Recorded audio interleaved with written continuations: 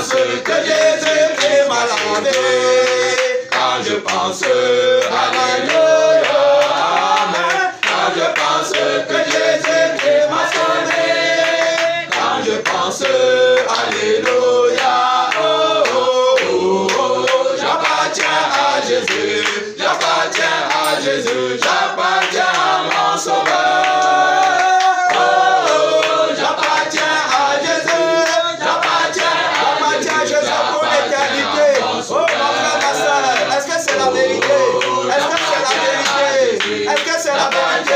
Chante avec le cœur, chante avec son âme, chante avec ton esprit, chante avec tout ton être. Alléluia. Oh, merci Seigneur. Très content d'être enfant de Dieu. Quand je pense que Jésus m'a justifié, quand je pense, alléluia. Quand je pense que Jésus m'a sauvé, quand je pense, alléluia.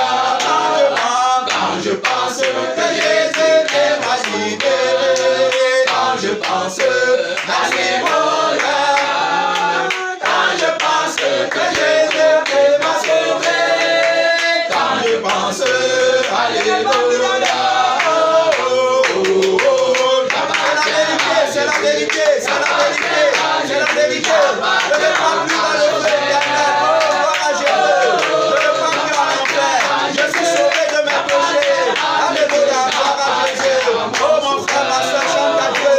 Oh, oh, j'appartiens à Jésus, j'appartiens à Jésus, j'appartiens à mon foyer. Oh, j'appartiens à Jésus, j'appartiens à Jésus, j'appartiens à mon Père. Oh, oh, oh, j'appartiens à Jésus. Alléluia, gloire à Dieu.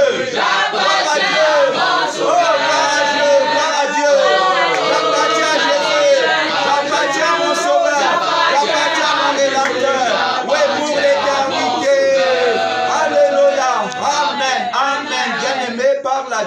Demande au Seigneur Jésus la grâce bien-aimée de te rapprocher de lui par la foi. La grâce de te rapprocher de lui par la foi. La grâce de te rapprocher de Jésus par la foi. La grâce bien-aimée de te rapprocher de Jésus par la foi. Très content d'appartenir à Jésus. Très content de vivre pour Jésus. Très content de vivre par Jésus. Très heureux, bien heureux. Mon nom est inscrit dans le livre de vie. Oh, alléluia, alléluia, alléluia. Gloire à Dieu, alléluia, alléluia, alléluia, gloire à Dieu, alléluia, alléluia, alléluia, gloire à Dieu, mon sauveur a vaincu Satan, alléluia, gloire à Dieu, oh, alléluia, alléluia, alléluia, gloire à Dieu, alléluia, alléluia, alléluia, gloire à Dieu, alléluia, alléluia, alléluia, gloire à Dieu, la parole de Dieu m'a sauvé, alléluia, gloire à Dieu. Oui, mon frère, ma soeur, parle à Dieu, bénis le Seigneur Jésus présent. Oui, il a vaincu le péché, il a vaincu l'esprit bien-aimé de la monotonie, de la douleur, de la fatigue, de la faiblesse spirituelle. Jésus a vaincu, Jésus est sur le trône, Jésus règne en vainqueur, Jésus règne en maître. Oh, gloire à notre Père, il est la parole de Dieu qui est notre paix, notre victoire, notre force, oui, notre éternité, repose en lui. Merci Seigneur, à toi la gloire, à toi la gloire, à toi l'honneur, l'adoration Seigneur, et tout ce qui te revient de toi, au nom de Jésus. Au nom de Jésus. Amen. Son nom, c'est la parole de Dieu. Son nom, c'est la parole de Dieu. Son nom, c'est la parole de Dieu. Bien-aimé dans le Seigneur, assois-toi dans les lieux très très élevés. Son nom, c'est la parole de Dieu, la parole qui règne. Son nom, c'est la parole de Dieu. Son nom, c'est Jésus-Christ le ressuscité. Il est la résurrection et la vie. Notre Dieu qui règne, n'est-ce pas, au sein de l'Église. Amen. Il règne au sein de l'Église. Il est sur le trône de l'Église. Il est le constructeur, le bâtisseur. C'est lui, bien-aimé. C'est en lui que nous avons la vie. En lui, nous avons la vie. En lui, nous avons le mouvement. En lui, nous avons l'être. Amen. Amen. On vit par lui et pour lui. On vit uniquement à cause de lui. Amen. Amen. Notre sauveur et notre rédempteur. Il doit absolument régner dans les vies. S'il ne règne pas, automatiquement la chute est inévitable quand Jésus ne règne pas. Si dans une église, dans un frère, dans une sœur, dans un pasteur, Jésus ne règne pas, la chute est assurée. Amen. Amen. Tu ne peux pas éviter la chute quand Jésus n'est pas le premier. Il est le premier né de Dieu et le premier né de toute la création. C'est en lui, bien-aimé, que toute chose prend vie. Amen. C'est en lui, c'est en Jésus-Christ, notre Dieu, notre bienheureux, notre bien-aimé. Bien-aimé, le Seigneur m'appelle bien-aimé. Alors je suis bien-aimé en Jésus. C'est en Jésus que mon nom est inscrit dans le livre de vie. Amen. Amen. C'est en Jésus que j'ai la vie et l'immortalité. C'est en Jésus que j'ai la capacité, l'habileté, la connaissance. C'est en Jésus, bien-aimé, que je suis intelligent et sage. Amen. Amen. En dehors de Jésus, il n'y a pas de sagesse, il n'y a pas d'intelligence. En dehors de Jésus, le raisonnement est faux. En dehors de Jésus, il n'y a pas de vérité. En dehors de Jésus, il n'y a pas d'évangile. En dehors de Jésus, il n'y a pas de résurrection des morts. En dehors de Jésus, l'éternité est garantie dans le feu éternel. La Bible dit que car tous ont péché et sont privés de la gloire de Dieu. Jésus est celui qui restaure la gloire de Dieu dans nos vies. Amen. Amen. Alors c'est pourquoi, bien-aimés, nous sommes très contents et très heureux que Jésus règne. C'est à notre avantage que Jésus règne. Amen. C'est à notre avantage, c'est à l'avantage de l'homme nouveau que Jésus règne. Alors donc Jésus règne, n'est-ce pas, sur le trône de l'Église. Quand Jésus règne sur le trône de l'Église, le péché ne peut pas subsister. La force de la chair ne peut pas prévaloir quand Jésus règne. Amen. Amen. Quand Jésus règne dans l'Église, le péché tombe. Quand Jésus règne dans l'Église, la chair tombe. Quand Jésus règne dans l'Église, c'est la sainteté assurée. Amen. Amen. Oui, c'est l'humilité assurée. Quand Jésus règne, nous avons droit à l'Esprit de Dieu. Amen. Amen. Quand Jésus règne, bien-aimé, le baptême du Saint-Esprit est possible. Amen. Quand Jésus règne, le salut est assuré. Quand Amen. Jésus règne, c'est pourquoi il doit absolument régner dans ma vie et dans ta vie. Amen. Amen. Jésus doit régner absolument dans nos vies. Hors de question de laisser le diable régner en moi. Hors de question de laisser l'esprit de l'erreur, l'esprit du diable régner dans l'église du Seigneur. Amen. Dans la maison de mon Père, c'est Jésus qui règne. Amen. Jésus doit régner. Jésus règne le matin, à midi et le soir. Je sais que Jésus règne. Amen. Je sais que Jésus règne dans les cieux et sur la terre. Je sais que Jésus règne dans le passé, dans le présent et dans le futur. Je sais que Jésus règne aujourd'hui et demain. Je sais que Jésus règne pour toujours. Amen. Amen. Jésus doit régner, mon frère. Est-ce que c'est la pensée que tu as? Est-ce que c'est la conviction qui est dans ton cœur? Est-ce que tu t'es armé de toutes les armes défensives et offensives de la lumière pour que Jésus règne? Est-ce que tu t'es armé parce que Jésus doit régner? Je refuse d'être comme Saül qui n'a pas voulu que Jésus règne. Je refuse d'être comme Saül qui a regardé à lui-même au lieu de regarder à Dieu. Amen. Amen. Je refuse de laisser que le diable règne en moi par la vie de la chair avec ses désirs, ses passions, pour laisser agir les démons bien-aimés dans ma chair. Laissez agir les démons qui font que je vois, n'est-ce pas, à la force de Goliath. Parce que ce sont les démons en moi qui vont m'amener, n'est-ce pas, à voir à la force de Goliath, à voir à la puissance de Goliath. Ce sont les démons en moi. C'est la vie de la chair. Alors donc, ils ont la capacité de faire que mes yeux voient comme ils veulent. C'est-à-dire, ils ont la capacité de me contrôler. Ce sont les démons. Je parle de l'enseignement vivant de la parole qui fait tomber les écailles de nos yeux et qui nous amène à voir Jésus qui est au sommet de la montagne la plus élevée, plutôt que de voir, n'est-ce pas, les principautés, les dominations, les autorités, les princes du monde et des ténèbres qui sont également sur des collines, mais ils sont, n'est-ce pas, sur des collines qui sont inférieures à la colline sur laquelle Jésus a établi son trône. Amen. Amen. Donc Jésus, n'est-ce pas, a la position la plus autoritaire. C'est son autorité qui doit parler dans les vies. Quand l'autorité de Jésus parle parle, le salut est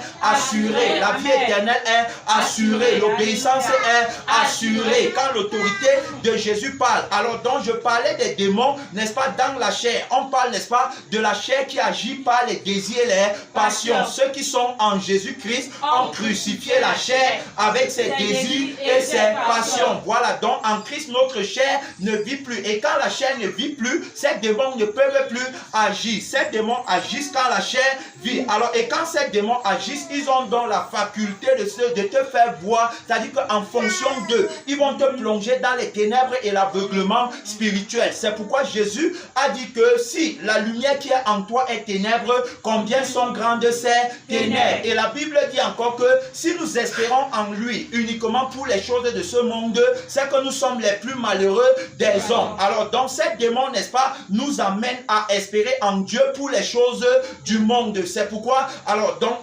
lorsqu'ils nous mettent, n'est-ce pas, sur la ligne là, nous sommes automatiquement dans l'arbre de la connaissance du bien et du mal. Alors donc on célèbre Dieu en fonction de ce qu'on reçoit quant à la chair et on ne le célèbre pas en fonction de ce qu'on n'a pas toujours reçu quant à la chair. Alors donc, bien aimé dans le Seigneur, c'est-à-dire qu'ils nous imposent leur vision et ils font en sorte que ce à quoi on regarde, les choses qu'on veut, alors donc on veut absolument les obtenir et on va tout faire pour obtenir ces choses-là. Je parle des maisons, des voitures, je parle, n'est-ce pas, des voyages, je parle des comptes en banque, je parle, n'est-ce pas, des diplômes, je parle de l'argent, je parle de tout ça, je parle également des positions qu'on veut à l'église. Amen. Amen. Je parle des responsabilités, je parle des titres, je parle, n'est-ce pas, de tout ce qu'on veut faire pour paraître juste aux yeux des hommes. La Bible dit que vous êtes déchus de la grâce de Dieu, vous qui cherchez la justification par la loi. Alors donc les démons là, ils sont dotés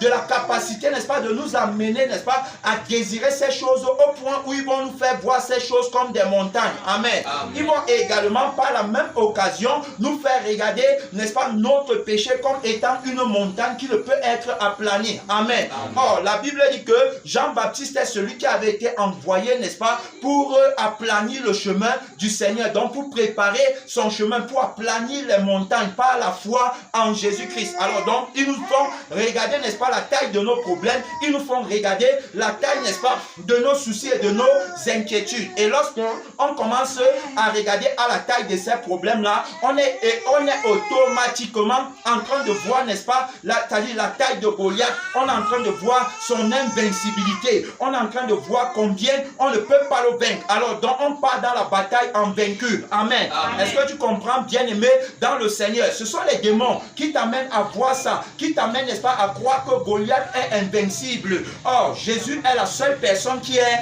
invincible. Amen. Son nom, c'est la parole de Dieu. Alors donc, à cause, n'est-ce pas, de la vie de Goliath en toi, la vie des démons en toi, tu ne peux pas, n'est-ce pas, aller combattre Goliath. Personne ne peut combattre le diable avec sa vie. Amen. Amen. Alors donc, si tu as la vie du diable, tu ne peux pas aller combattre le diable. Le diable connaît bien tous les terrains, tous les territoires de sa vie. Il connaît, n'est-ce pas, tous les aspects de sa vie. Il connaît tous les raccourcis. Il va te vaincre. Alors donc, dans cette vie, il a des milliers et des milliers, c'est-à-dire des milliers, des siècles d'avance sur toi. Amen. Amen. Donc, dans la vie là, tu ne peux pas le vaincre. Souvenez-vous que quand David allait affronter Goliath, on lui a donné l'armure de Saül. Amen. Amen. Alors, il a refusé l'armure de Saül. L'armure de Saül représente la même armure que Goliath avait. Goliath avait la même armure. Alors, donc, en portant l'armure là, c'est-à-dire qu'en combattant avec l'armure là, Goliath a plus d'expérience. Si vous lisez, c'est dans le livre de 1 Samuel 17. Alors, donc, si vous lisez, vous allez voir que lorsque David voulait aller combattre, Saül lui a dit que Goliath, n'est-ce pas, est un homme de guerre. C'est-à-dire que depuis sa jeunesse, il est dans la guerre. Tu vois, donc il a beaucoup d'expérience. Mais cependant, ce qu'il ne savait pas, c'est que il n'est pas question de David dans ce combat, mais il est question de Jésus-Christ qui est le puissant guerrier fort dans tous les combats. Amen. Son nom, c'est la parole de Dieu. Bien aimé dans le Seigneur, il était question de lui dans ce combat. Alors donc, David ne va pas prendre les armes de Saül. Il ne va pas prendre son armure. Pourquoi? Parce que c'est la même armure que dans le symbole de la même vie. Ils ont la même vie. Je ne peux pas aller combattre le diable. Alors si j'ai les désirs en moi, si j'ai les passions, si j'ai les plaisirs de la chair que je veux satisfaire, puisqu'il est qu'il est maître de cette vie-là, automatiquement, il va me vaincre même avant que le combat ne commence. Amen. C'est pourquoi déjà ces agents en moi m'amènent, n'est-ce pas, à avoir peur de lui. Amen. Pourquoi? Parce qu'il me domine par la vie. Est-ce qu'on comprend? Alors donc, il faut que ce soit David qui vienne le combattre. David, n'est-ce pas, est placé pour Jésus, puisque nous sommes dans la préfiguration quant à l'ancienne alliance. Et dans la nouvelle alliance, on voit que celui qui va venir combattre Goliath, qui est le symbole du péché, c'est Jésus. Amen. Amen. La Bible dit qu'il a effacé l'acte dont les ordonnances nous condamnaient. Voilà, donc il a effacé l'acte dont les ordonnances nous condamnaient par sa mort à la croix. Tu vois, donc pour nous sauver, il a fallu qu'il entre dans le combat en renonçant à lui-même. C'est-à-dire qu'il va aller combattre pour la gloire de Dieu. Je parle de David qui préfigure Jésus-Christ quant à la nouvelle alliance. C'est-à-dire Jésus est celui qui combat dans la nouvelle alliance pour accomplir la volonté de Dieu qui est notre sanctification. Voilà, pour qu'on soit agréable aux yeux du Père. Jésus va combattre et pour entrer dans le combat là, Jésus va renoncer à son trône, à sa gloire. Il va renoncer à l'adoration qui lui est réservée dans le ciel. Il va venir sur la terre et il va donner sa vie. C'est-à-dire qu'en allant combattre, il ne va pas, n'est-ce pas, regarder à lui-même. Il ne va pas regarder à ce qu'il va perdre s'il meurt. Il ne va pas regarder à ça, mais il va se donner comme une victime expiatoire. C'est le chemin par lequel on a obtenu la rédemption. Amen. Alors donc Jésus va se donner au combat. Et revenons donc alors dans sur le cas de David. On voit que Saül ne pouvait pas aller combattre. Saül avait peur. Saül, n'est-ce pas, a tremblé. La Bible le dit très bien, bien aimé dans le Seigneur. Il faut qu'on comprenne clairement que si Jésus ne règne pas, alors donc nous sommes foutus. Si Jésus ne règne pas, Goliath va nous dominer. Si Jésus ne règne pas, le péché aura toujours le pouvoir sur nous. Jésus doit absolument régner. Le règne de Jésus est très important. Alors donc, qu'est-ce que la Bible nous dit? Dans le livre de 1 Samuel 17, du verset 10 au verset 11, le Philistin dit encore, je jette en ce jour un défi à l'armée d'Israël. Donnez-moi un homme et nous nous battrons ensemble. Saül et tout Israël entendirent ces paroles du Philistin et il fut effrayé et saisi d'une grande crainte. Tu vois, donc il te plonge dans la crainte. Maintenant, regardez, alors ils ont été saisis, n'est-ce pas, d'une grande frayeur. Ils ont eu peur. Qu'est-ce que la Bible dit au sujet de la peur et au sujet de celui qui a vaincu la peur? Amen. Amen. Au sujet de celui qui est venu vaincre la peur, alors qu'il nous a inauguré le chemin de l'obéissance. Beaucoup n'obéissent pas à Dieu à cause de la crainte de la mort. Amen. Amen. À cause, n'est-ce pas, de la crainte de perdre leur vie sur la terre. Ils ne peuvent pas obéir à Dieu. Alors donc, ce qu'ils vont faire, ils vont tordre le sens de la parole de Dieu pour ne pas perdre leur vie sur la terre. Qu'est-ce que la Bible dit au sujet de la peur? Hébreux chapitre 2 verset 14.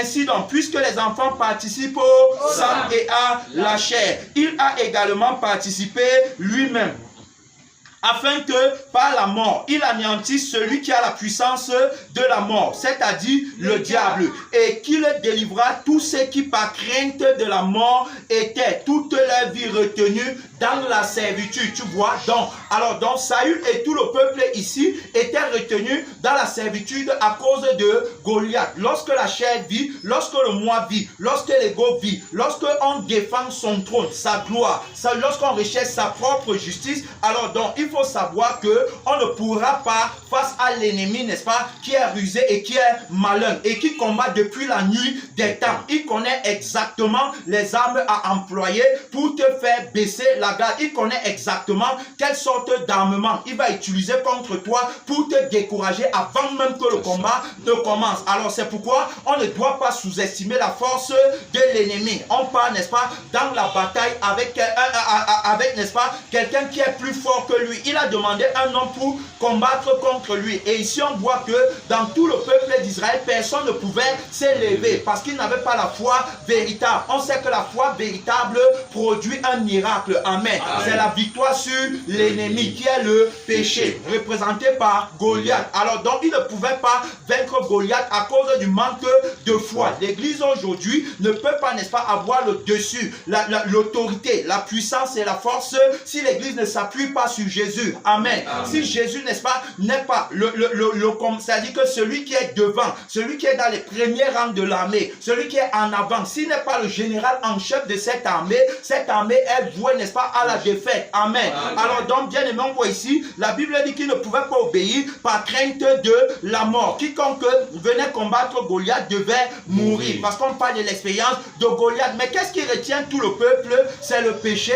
Ce qui retient le peuple, c'est la vie de la chair. Amen. Alors donc, si aujourd'hui, toi-même, tu as la crainte de temps en temps, il faut tout simplement savoir que c'est parce que tu es dans la chair. Je vais faire comment si j'obéis à Dieu? Si j'abandonne tout pour suivre Jésus à la croix, comment sera ma vie? Alors comment les autres vont me regarder? Je vais perdre ma réputation, ma renommée et tout ça parce que je suis Jésus. C'est pourquoi beaucoup tordent le sens de la parole de Dieu. Alors donc, la Bible dit que Saül et tout le peuple entendit ces paroles du Philistin et ils furent effrayés et saisis d'une grande crainte. Ils ont été saisis d'une grande crainte. Alors donc, bien aimé dans le Seigneur, tu as compris que c'est la vie là qui t'empêche. C'est-à-dire que la vie que tu as en toi, la vie que tu ne veux pas perdre, alors c'est cette vie qui fait que tu ne peux pas vaincre le péché. Tu comprends? Tu ne peux pas vaincre le péché quand tu ne veux pas mourir. Amen. Tu ne peux pas vaincre le péché quand tu ne veux pas aller à la croix. Amen.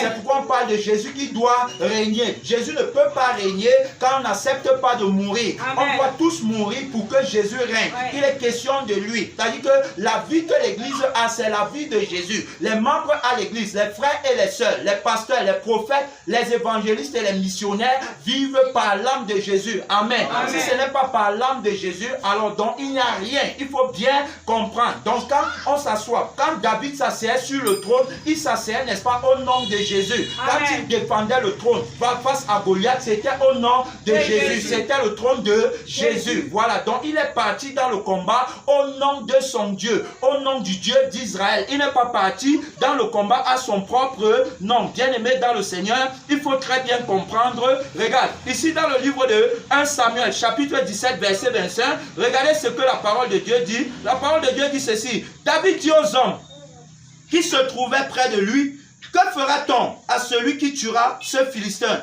et qui ôtera l'opprobre de dessus Israël? Qui est donc ce Philistin? Cet incirconcis pour insulter l'armée du Dieu vivant. Alléluia. Amen. Pour insulter l'armée du Dieu vivant. Qui est donc cet incirconcis? On parle, n'est-ce pas, de quelqu'un qui a la foi. On parle de quelqu'un qui craint Dieu. On parle de quelqu'un qui a vu la manifestation de la puissance de Dieu. On parle de quelqu'un qui connaît le Créateur. On parle de quelqu'un, n'est-ce pas, qui est assis à la sainte montagne, n'est-ce pas, où il y a la transfiguration, où on entre dans la réalité, où on n'est plus, c'est-à-dire que où on n'est plus dans la préfiguration, mais dans la réalité, où on peut, n'est-ce pas, toucher du doigt la force de Dieu. Amen. Amen. On parle, n'est-ce pas, de cette église qui a la foi véritable pour expérimenter la vie du ciel, c'est-à-dire que pour appliquer la loi du ciel sur la terre, la sainteté, la domination sur le péché, marcher sur le péché. Je vous ai donné le pouvoir de marcher sur les serpents, sur les scorpions et sur toute la puissance de l'ennemi, et rien ne pourra vous nuire. Voilà le pouvoir que Dieu a donné à ses enfants, à ceux qui l'ont reçu, à ceux qui croient en son nom. Elle leur a donné le pouvoir de devenir enfants de Dieu, lesquels sont nés. Alors donc nous sommes nés de Dieu. On a, n'est-ce pas, l'âme et l'esprit de Dieu en nous. Nous sommes à l'image de Dieu. Nous, on a la vie de Dieu en nous. Aucun adversaire ne peut nous effrayer. Amen. Aucun ennemi ne peut nous faire peur. Je parle ici de l'ennemi sur le plan spirituel. La Bible dit que vous n'avez pas à combattre contre la chair et le sang. Voilà. On n'a pas à combattre contre la chair et le sang. Mais c'est contre les dominations, les autorités, les principautés, les princes du monde des ténèbres. C'est contre les esprits méchants dans les lieux célestes, dans les lieux secrets. Voilà. Donc, c'est-à-dire que notre ennemi, c'est le péché. Alors, et la manifestation de la grâce de Dieu, la faveur de Dieu avec nous, c'est notre victoire sur le péché. Est-ce que tu comprends? Parce que ici, David, n'est-ce pas, va vaincre Goliath. Il n'a aucun doute. C'est-à-dire qu'en aucun aucun moment il n'a douté, n'est-ce pas, de la force de son Dieu. Il est convaincu de la grâce de Dieu qui l'accompagne. Il a été formé en brousse. Amen. C'est-à-dire que c'est lui qui gardait les brebis de son père. Dieu l'a formé. Il a combattu le lion. Il a combattu l'ours et il les a tués. Il dit que lorsque un s'approchait, n'est-ce pas, pour ravir une brebis de mon père, alors je le pourchassais et je l'arrêtais et je le tuais. Amen. Alors donc c'est comme ça que Dieu l'a forgé. Toi également, tu es à l'image de David en tant qu'enfant de Dieu. Amen. Tu es dans le désert. Tu es dans le lieu de la formation. Tu es en train d'apprendre, n'est-ce pas? C'est-à-dire qu'on n'apprend pas la souffrance. Amen. On apprend, n'est-ce pas, à porter la croix. C'est-à-dire que tu es en train de t'expérimenter pour entrer dans le combat. Goliath ne peut pas te vaincre. Amen. Amen. Goliath, n'est-ce pas, n'est pas un adversaire redoutable. Quand tu as vu la manifestation de la force de Dieu pour vaincre celui qui l'a envoyé et qu'on appelle l'homme du péché. Amen. Amen. Alors donc, bien aimé dans le Seigneur, David va parler. Et David ici là va donc dire que lui va aller combattre Goliath. Il va dire que il va le combattre. Il n'a pas peur de Goliath. Regardez, bien aimé dans le Seigneur, il dit donc au verset 36, c'est ainsi que ton serviteur. Il dit d'abord ici, il dit, David dit à Saül que personne ne se décourage, vous voyez, c'est-à-dire qu'il a la vie d'un leader. Amen. Amen. Il s'est encouragé, il dit que personne ne se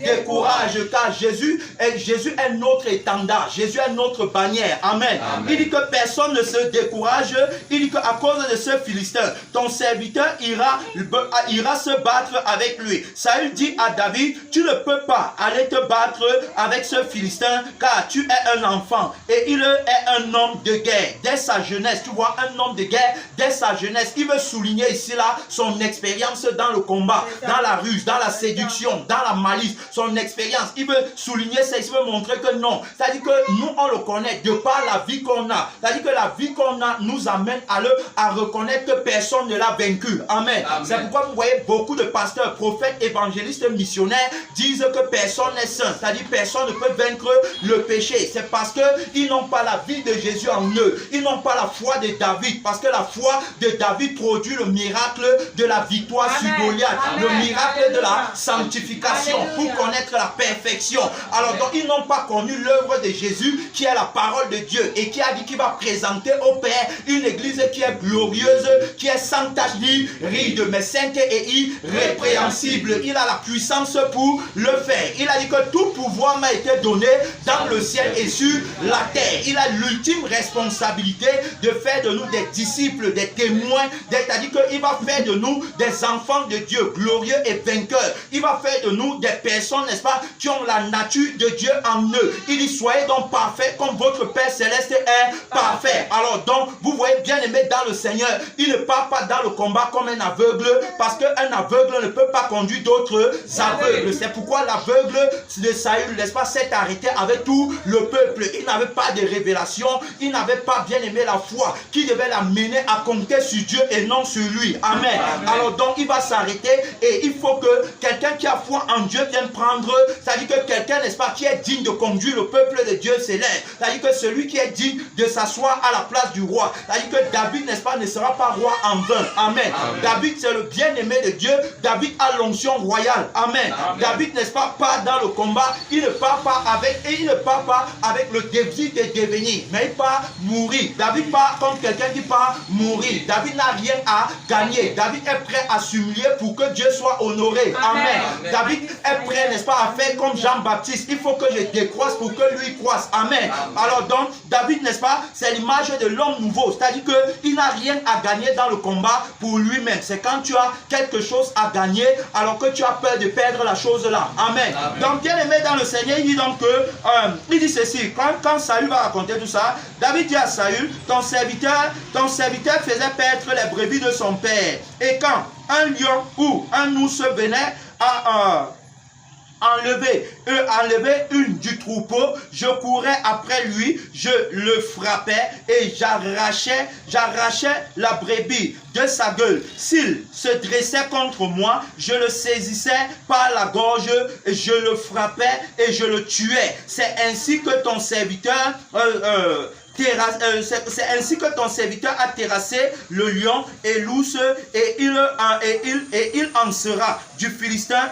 de cet incirconcis comme l'un d'eux. Alors, car il a insulté l'armée du Dieu vivant. David dit encore, l'Éternel qui m'a délivré de la griffe du lion et de la patte de l'ours me délivrera aussi de la main de ce Philistin. Et Saül dit à David, va et que l'Éternel soit avec toi. Tu vois, donc il a foi en Dieu. Il n'a pas peur. Il ne regarde pas la taille de ses problèmes. Amen. Il ne regarde pas la taille de son péché. C'est-à-dire qu'il ne voit pas, c'est-à-dire qu'il ne le voit même pas comme un adversaire. Il sait que celui qui est à ses côtés, c'est le roi des rois. Il sait que celui qui est à ses côtés, c'est le créateur. Alors donc, bien aimé, voilà comment est-ce que David va aller vaincre. Il est très important de donner, n'est-ce pas, la caractéristique des personnes comme David. Vous voyez, on a commencé par l'Esprit de Dieu en disant que c'est à notre avantage que Jésus règne. Tu vois, lorsque tu sais que Jésus règne à ton avantage, tu n'as peur de rien. Tu te jettes dans ses bras. Tu l'aimes de tout ton cœur, de toute ton âme, de toute ta force et de toute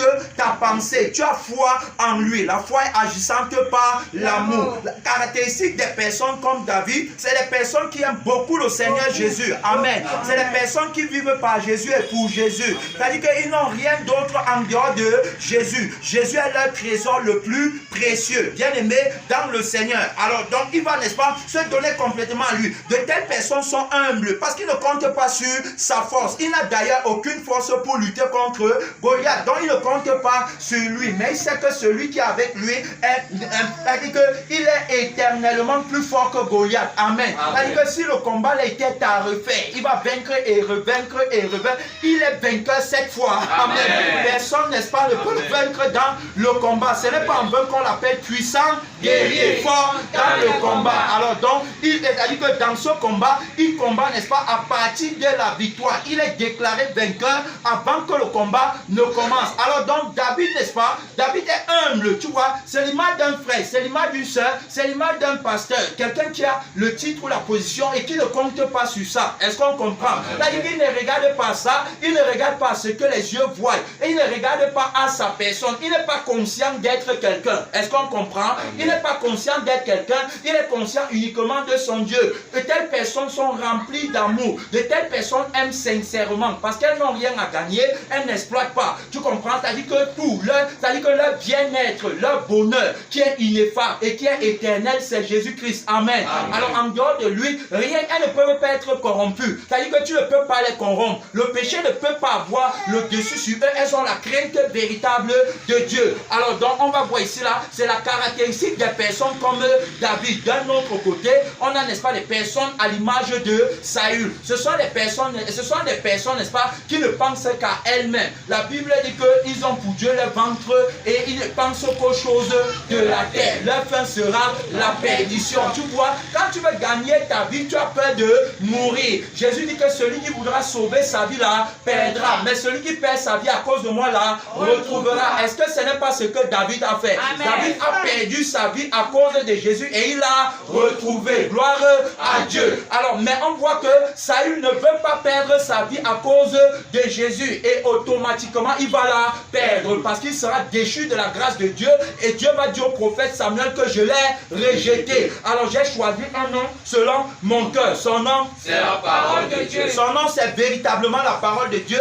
Il va rejeter Saül, tu vois. Donc la caractéristique de Saül, c'est les frères en Christ, c'est les sœurs en Christ, qui ne sont pas là par amour véritable, mais qui sont là parce qu'ils veulent gagner. C'est-à-dire qu'ils ont un amour par intérêt. S'il marche avec toi ou si elle marche avec toi, c'est parce qu'elle a quelque chose à gagner derrière toi. C'est parce qu'il veut t'exploiter. Donc il ne veut, c'est-à-dire qu'il n'aime pas sincèrement. L'amour n'est pas vrai. Ce sont des personnes hypocrites. Ce sont des personnes, n'est-ce pas, qui vivent dans la duplicité. Ce sont des personnes qui sont, c'est-à-dire que des personnes qui ne peuvent pas, des personnes, n'est-ce pas, qui sont jalouses. Ce sont des personnes qui ne veulent pas, c'est-à-dire que si quelqu'un, n'est-ce pas, à côté d'elle est en train d'évoluer, alors automatiquement ça la plonge dans la jalousie. Alors donc la caractéristique des personnes, n'est-ce pas, qui défendent et qui veulent sécuriser ce qu'elles ont, c'est-à-dire que qui ne veulent pas perdre, alors donc automatiquement elles vont perdre. Donc c'est des personnes qui vont se lancer dans les rivalités, dans les jalousies, dans les calomnies, dans les médisances, des personnes qui vont devenir amies avec les leaders pour pour être grand.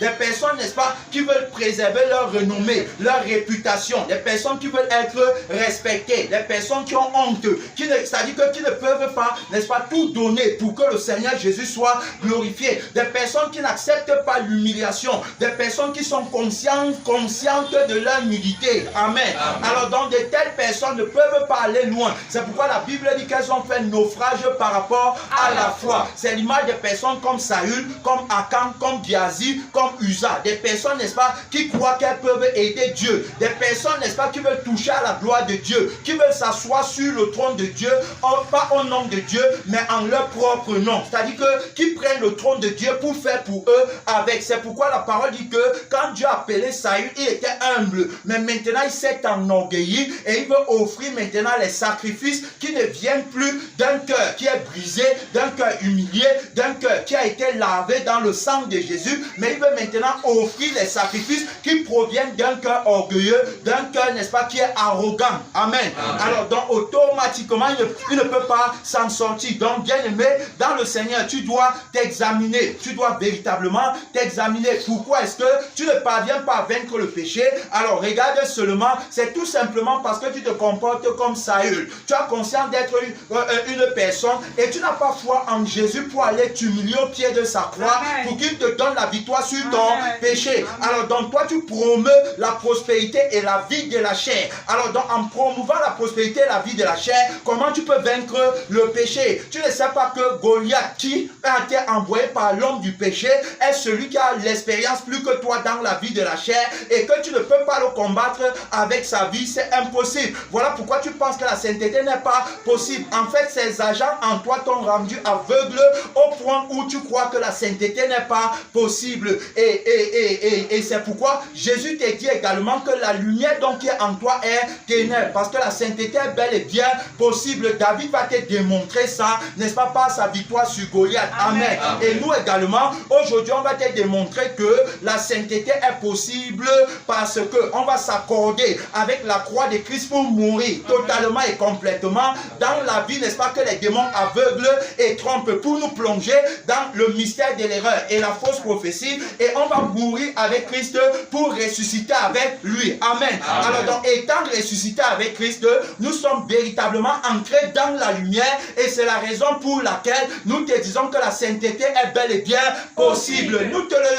Nous ne le disons pas à partir de la lettre, mais nous le disons parce que nous sommes morts et nous sommes ressuscités avec Christ. Désormais, nous marchons en nouveauté de vie. On ne vit plus pour nous-mêmes, on vit pour Dieu. Et quiconque veut faire sa volonté demeure à la montagne de consécration, là où le péché ne peut subsister. Alors son nom c'est la parole de Dieu. C'est là-bas que nous sommes assis. Alors donc, bien aimé, le Seigneur, comme j'ai toujours dit, ce n'est pas parce que tu habites dans un endroit où il n'y a pas de lumière que tu vas dire que la lumière n'existe pas. Amen. Ce n'est pas parce que tu n'es pas sanctifié que tu vas dire que la sainteté n'est pas possible. Alors si quelqu'un qui lui vit dans la lumière va venir t'expliquer que non, la lumière est bel et bien réelle et capable de te donner les caractéristiques de la lumière. Quelles sont donc ces caractéristiques? Quelqu'un qui habite dans la lumière ne vit pas pour gagner sur la terre, sa vie sur la terre. Amen. Quelqu'un qui habite dans la lumière ne vit plus pour lui-même, mais il vit pour Dieu. Amen. Quelqu'un qui habite dans la lumière est consacré à Jésus 24 heures sur 24 et 7 jours sur 7. Amen.